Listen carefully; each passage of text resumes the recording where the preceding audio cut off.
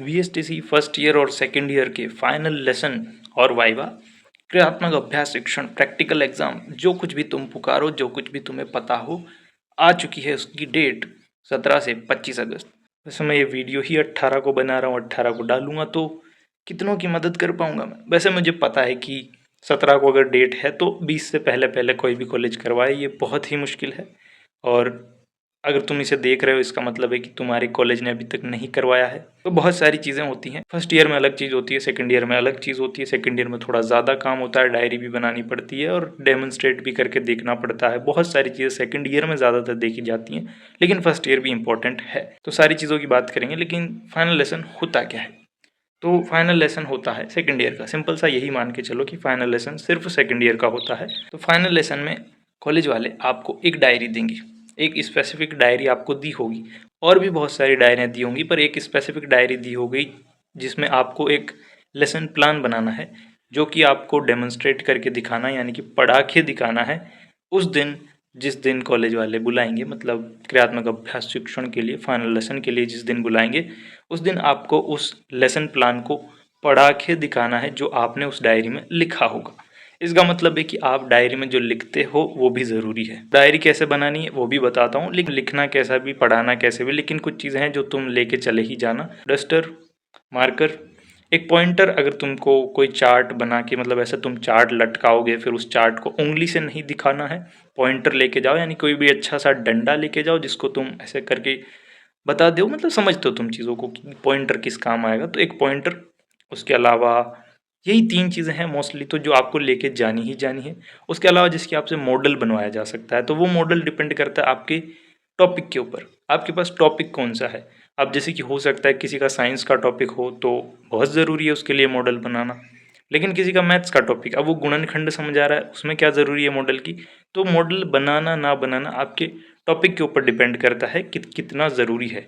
तो अगर आपके टॉपिक को मॉडल की ज़रूरत है, चार्ट और मॉडल दो अलग अलग चीज़ें होती हैं। मॉडल की अगर ज़रूरत है तो फिर आपको मॉडल बनाना पड़ेगा।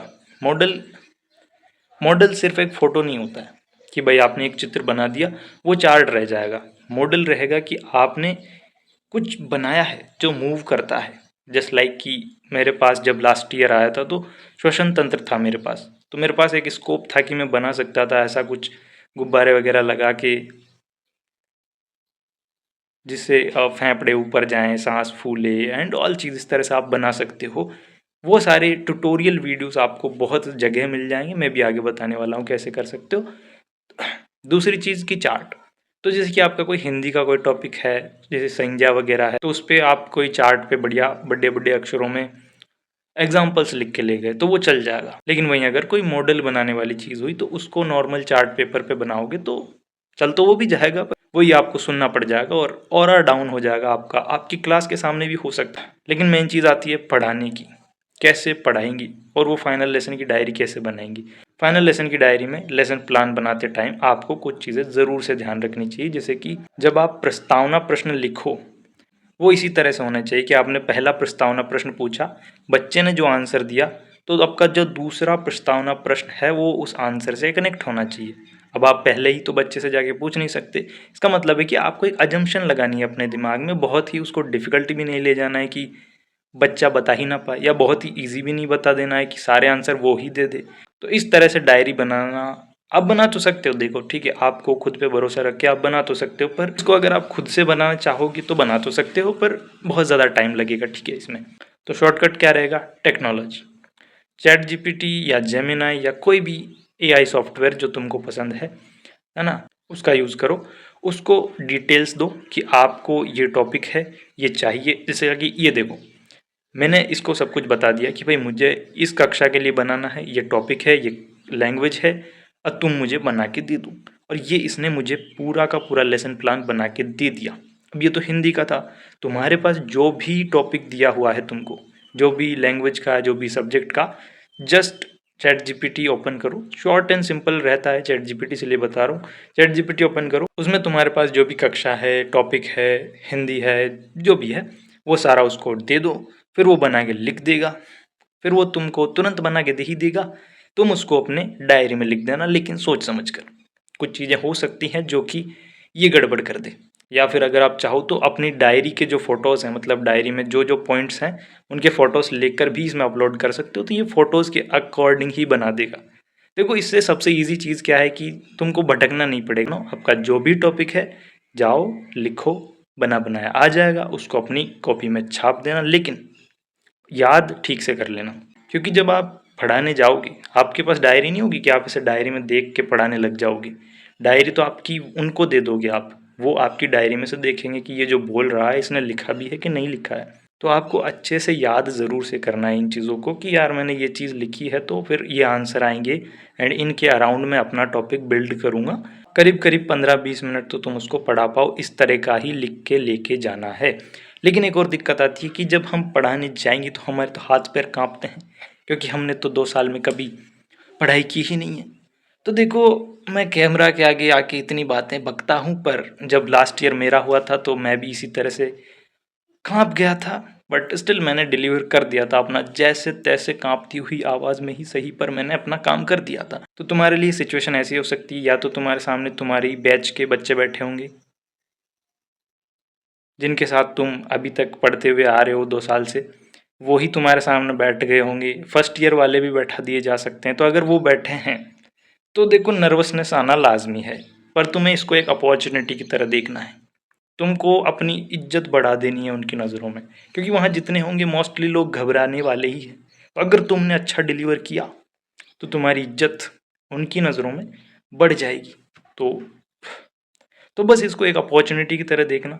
डरने वाली कोई बात नहीं है। देखो सिंपल सी बात है कि वो लोग फॉर्मेलिटी करने ही आते हैं। ऐसा है कि देखो इतने सारे कॉलेज हैं, कम इन्विजिलेटर्स होते हैं ओवरऑल, तो वो हर किसी के पास जा जा के हर किसी कॉलेज में, जैसे कि मिनिमम 50 बच्चे तो हर कॉलेज में है ही सही, तो वो एक दिन में 50 बच्चों का आधे आधे घंटे का लेसन प्लान नहीं देख सकते।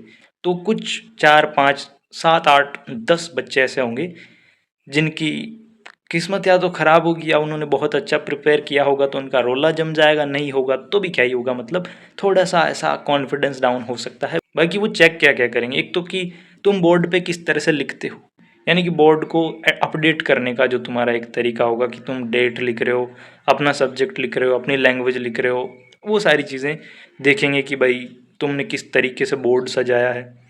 दूसरी चीज़ कि बोर्ड पे लिखने का जो एक एंगल होता है कि भाई 45 डिग्री पे आपको रहना पड़ता है बोर्ड के साथ जब आप लिखो, तो जो कि थोड़ा मुश्किल होता है क्योंकि प्रैक्टिस नहीं होती है, तो आप एकदम से जाके ऐसे 45 डिग्री पे लिख ही नहीं सकते। तो ट्राई करना है कि तुम जो अपना चार्ट बनाओ या मॉडल बनाओ उस पर ज़्यादा फोकस करो ताकि तुम्हें ज़्यादा लिखना ना पड़े बोर्ड पे, स्मार्ट मूव्स।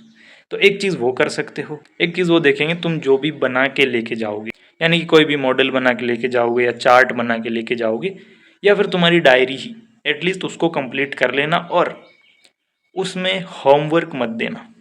होमवर्क दोगे तो कौन चेक करेगा उसको, अगले दिन तुम चेक करने थोड़ी जाओगे। इसलिए जब लेसन प्लान बनाओ तो उसमें होमवर्क मत देना, मतलब ऐसा कोई भी काम उसमें मत करना कि ये तो मैं बाद में आके चेक करूँगा, वैसा कुछ भी मत करना। क्योंकि ऑब्वियसली तुम बस वो उस एक दिन के लिए उसको बना रहे हो। उसके अलावा जो डायरियाँ हैं, जैसे कि केस स्टडी एक इम्पोर्टेंट डायरी हो सकती है। बाकी तो सेकेंड ईयर में फाइनल लेसन पे ही ज़्यादा फोकस रहता है, तो वो आपकी फाइनल लेसन वाली डायरी, जो भी आप चार्ट मॉडल बना के लेके जाओगे, उसके अलावा आपका डस्टर, बोर्ड, मार्कर, पॉइंटर, ये सारी चीज़ें। मतलब बोर्ड तो स्कूल वाले दे ही देंगे यार, अब बोर्ड थोड़ी लेके जाएंगे हम, कॉलेज वाले खुद दे देंगे। और डायरीज जो तुम्हारी बाकी की हैं उनको भी कंप्लीट कर लेना। और जैसा मैंने चैट जीपीटी का बताया, इनमें भी तुम अपनी डायरीज को कंप्लीट कर सकते हो। डायरी का फ़ोटो भेज देना और बता देना इसको कैसे भरूँ मैं, थोड़ा लेवल वगैरह बता देना, लैंग्वेज बोल देना कि थोड़ा सिंपल लैंग्वेज रखो, तो वो पूरा लिख के दे देगा और तुम उसको चेप देना। मैं तो तुम्हें टेक्नोलॉजी बता रहा हूँ भाई, अगर तुमको कहीं और से पीडीएफ मिल रही हो, चैट जीपीटी पे कम भरोसा हो, टेक्नोलॉजी पे कम भरोसा हो, तो तुम पीडीएफ से भी बना सकते हो, डजेंट मैटर एट ऑल। काफ़ी सारे स्टूडेंट्स को 2-2 टॉपिक दे दिए हैं कॉलेज वालों ने। अब अगर तुमको 2 टॉपिक दे दिए हैं तो इसका मतलब है कि तुम्हें दोनों पे तैयार करना है। कॉलेज वालों से ठीक से बात करके क्लेरिफाई कर लो कि सर हमें क्या दोनों पे डायरी में ही बनाना है, दोनों पे अलग बनाना है, किसी एक पे अलग बनाना है, दोनों के मॉडल बनाने हैं, दोनों के चार्ट पे, मतलब जो भी आपके डाउट हैं वो कॉलेज वाले ही क्लेरिफाई कर सकते हैं। तुम किसी से भी पूछोगे तो वो अपना एक्सपीरियंस बताएगा। पर वही है कि पता नहीं, कहत कबीरा जग में भांति भांति के लोग हैं, तो भांति भांति के लोग हैं। कोई कॉलेज वाले क्या सोचते हैं, कोई कॉलेज वाले ज़्यादा पैसों के लिए फालतू चीज़ें दे देते हैं। कोई कॉलेज वाले क्या करते हैं, कोई कॉलेज वाले क्या करते हैं, तो तुम जो भी तुम्हारी प्रॉब्लम है, डाउट्स हैं कि यार ये ही करना है कि वो ही करना है, वो सब तुम डायरेक्ट कॉलेज वालों से ही कांटेक्ट करो। कोई ना कोई एक अच्छा टीचर तो तुम्हारे कॉलेज में होगा ही, नहीं भी है तो फिर जो है उसी से पूछना पड़ेगा। बात करते हैं फर्स्ट ईयर की।